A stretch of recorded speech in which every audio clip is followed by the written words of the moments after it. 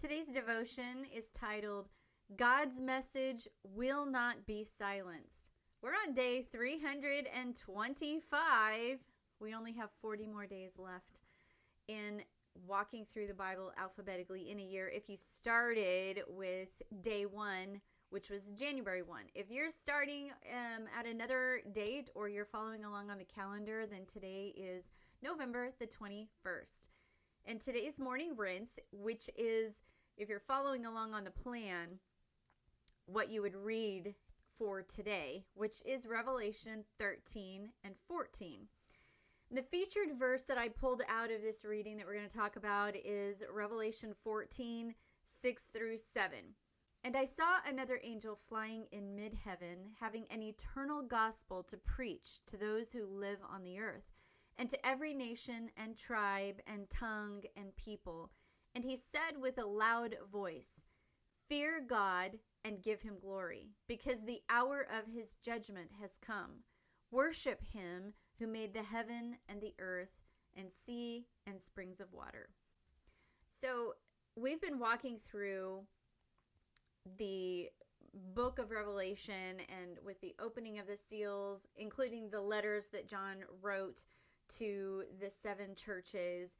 And then we get to that midpoint where there's a pause in heaven and a lot of details regarding that halfway point of the tribulation occurred. And the third act, if you will, kind of relates to a movie.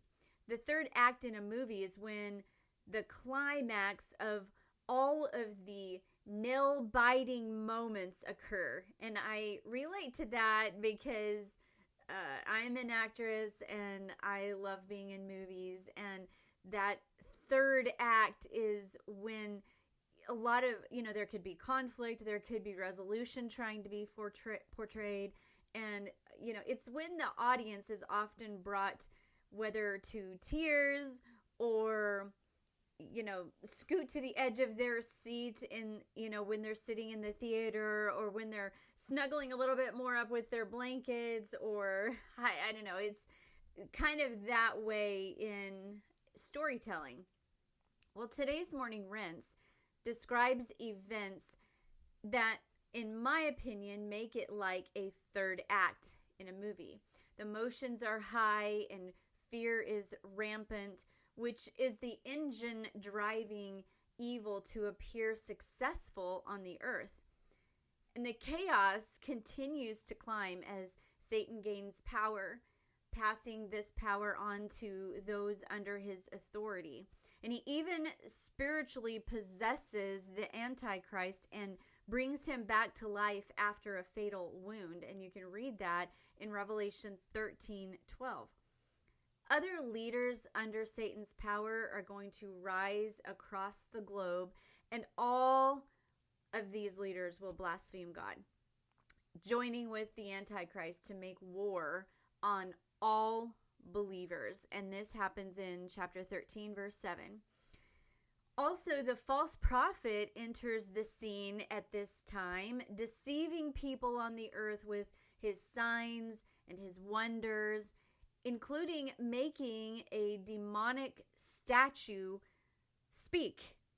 You can read that in Revelation 13, verses 13 through 15. Well, regardless of the evil across the earth, each person still has a choice and an opportunity to accept God's truth. Knowing time is running short and the tribulation period is nearing the end, God makes a way for all to hear one final warning. And this warning is preached to everyone across the globe.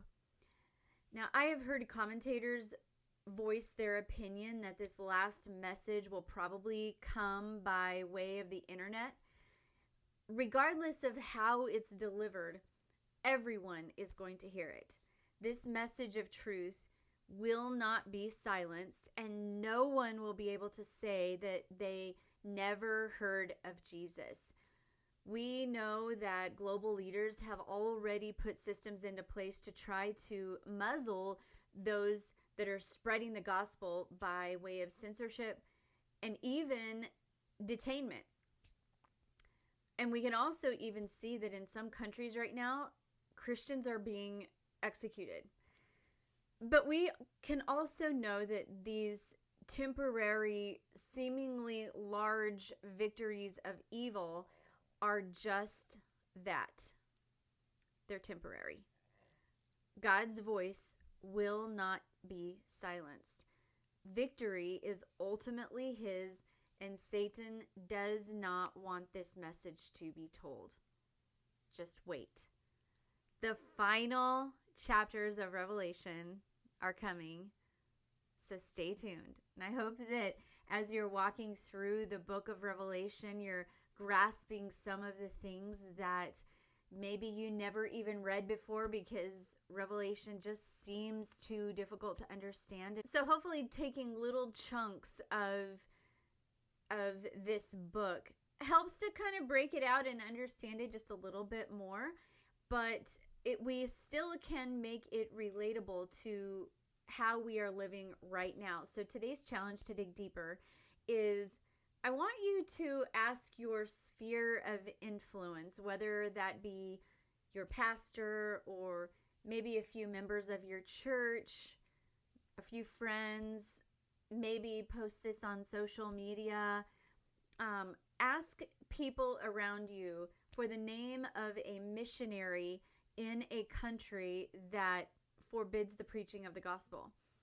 I know that there are missionaries in countries, and they're putting their families and their lives at risk because this is what they feel God has asked them to do. But they're in countries trying to preach the gospel in places that actually forbid this being done, and where there are executions maybe, or detainment, prison, whatever that looks like. But find the name of a missionary that is in a country where it is forbidden to preach the gospel. And your challenge is to take that person by name and pray for them today. And then if you can get their address or where they are living, or some kind of communication that you have, I challenge you to send them a note of encouragement and send them some kind of correspondence that lets them know that people here in the United States are praying for them. So find out today if your church or somebody that you know knows of a missionary that is in a country that forbids the preaching of the gospel, and pray for them, send them a note of encouragement, and commit to praying for that person in a long-term fashion, or consider that. And I think that when we think globally and start to put perspective into things that are happening right now, the here and now, then we can make an impact in the hearts and lives of people that we have never even met before.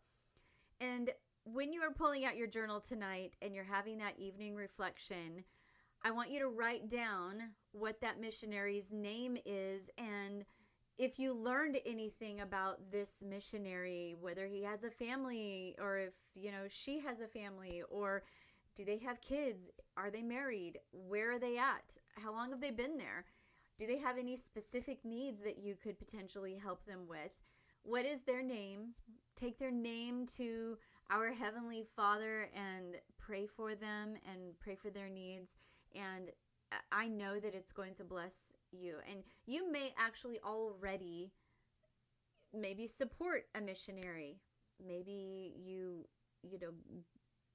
are wanting to support a missionary. This could be a great way to get started if you're not there yet.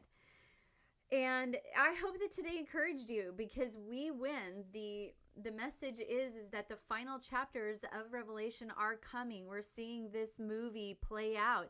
And I love movies, even in the midst of some of the challenges of a movie script, or what's being portrayed in that third act, and all of the chaos and the conflict. At the end, we see who wins. And so that's why I'm wanting to encourage you. The final chapters are coming, and I hope that you're learning some things from this book. And if you don't have my devotional, go down to the show notes. There's a link there, and click on that link and you can get the show notes, and as well as on YouTube. These videos are getting released, and in the description is also the show notes. And also, too, please share this podcast with people that you think might be encouraged or might want to take the challenge to, read the Bible in a year. And until tomorrow, keep rinsing, reflecting, and repeating.